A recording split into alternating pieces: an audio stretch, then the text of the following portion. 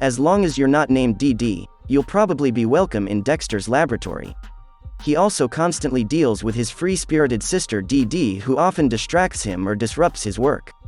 With 4 seasons and a television movie throughout its 7-year run, Dexter's Laboratory was a wildly successful staple for many kids of the 90s.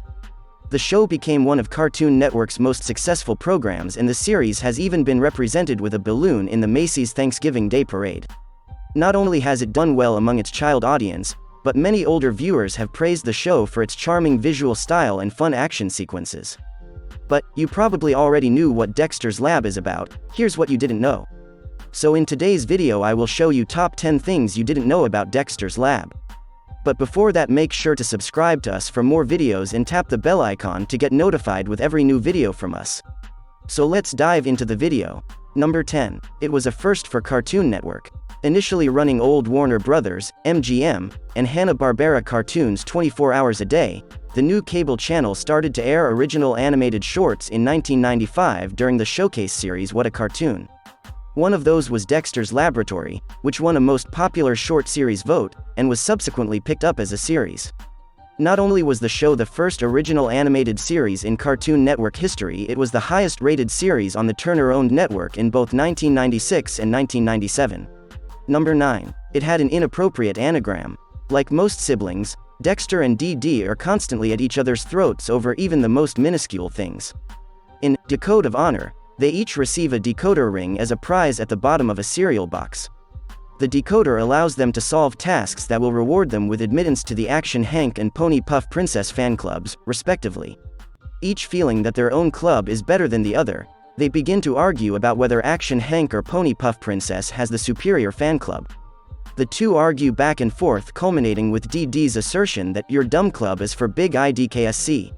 Using his decoder ring to translate the anagram, Dexter replies, "Hey, I'm gonna tell Mom." Even though the anagram isn't terribly hard to spell out, for young kids watching, it's likely the quip flew right over their head and went completely unnoticed. However, for adults coming back to watch Dexter's Laboratory years later, Dee Dee's joke is very clearly spelled out. Number 8. The idea for Dexter began with a drawing of a ballerina.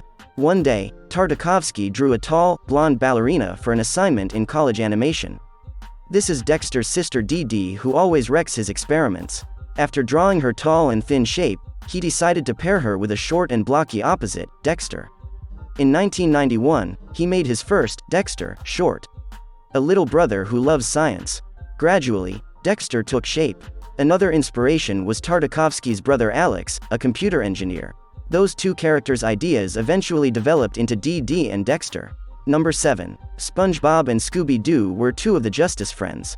Tom Kenny, who voiced SpongeBob SquarePants, and Frank Welker, who provides the voice of Scooby-Doo and Scooby's friend Fred, also worked on Dexter's Laboratory. Kenny played Valhallen in the Justice Friends shorts, while Welker played both his roommate, Infragable Crunk, and Dexter's monkey, who starred in the Dial M for Monkey installments. Number 6. It has some racist contents. While racism wasn't as heavily used in this show, there were a couple instances where racial stereotypes were used in strange and inappropriate ways. It may seem innocent in the grand scheme of things, but how we approach the topic of race is something that should be done with consideration, and these next few examples just did not live up to those expectations. One was in the episode where one of Dexter's experiments got loose, and people thought the legendary Chupacabra was loose. In reality, it was an experiment he named Charlie, which had gotten loose from its cage and made its way to South America. In order to recapture his experiment, he and Dee Dee traveled to South America in a special vehicle. That vehicle is made to look like a giant sombrero. Yeah, that's not racist at all. That's not even the right country for the garment, let alone how racist it is, to begin with. Number 5. There was a banned episode that was not released until 2013. Dexter's Laboratory managed to pass a lot of risque content through the censors, but not every adult joke was given the green light. In fact, the episode, Rude Removal, was banned in its entirety. For years the episode was considered lost until it resurfaced at select animation festivals. Initially produced in 1998, Rude Removal was never aired because of its excessive amount of cursing, even though they were bleeped out. It wasn't until January 22, 2013 that Cartoon Network uploaded the episode to Adult Swim on YouTube. Number 4. The creator of Family Guy was a writer on Dexter's Lab. Seth MacFarlane was a storyboard artist on Dexter's Laboratory and co-wrote 4 episodes. Craig McCracken, who would later go on to create the Powerpuff Girls, worked as a director, art director, model designer, and storyboard artist on the show. The Powerpuff Girls also originated as a What a cartoon, short before blossoming into a full-fledged series. Number 3. Dexter was voiced by 3 different women. Accomplished voice actress Christine Cavanaugh provided the perfect voice for both Chucky Finster on Rugrats and the titular Babe in the 1995 movie. She stopped portraying Dexter during the show's 3rd season, in 2001, when she retired from the voice acting business. She was replaced by Candy Milo. Sadly, Cavanaugh passed away on December 22, 2014. Number 2. Dee Dee was voiced by 2 different women. Creator Genndy Tartakovsky recruited his college friend Allison Moore to voice Dee Dee in the 1st season. When Moore tired of voice acting and left to pursue a career on Broadway, Kat Cressida took over. When the series came back for a 3rd season, Moore actually took the role back. Then Cartoon Network stepped in before the 4th and final year and brought Cressida back, believing the show's viewers were more used to her voice. Number 1. Dexter's Burrito Palace was based on an actual place. Burrito Palace is a restaurant chain that primarily serves burritos. Their most delicious attraction appears to be the Big Bad Burrito, which Dexter appears quite fond of.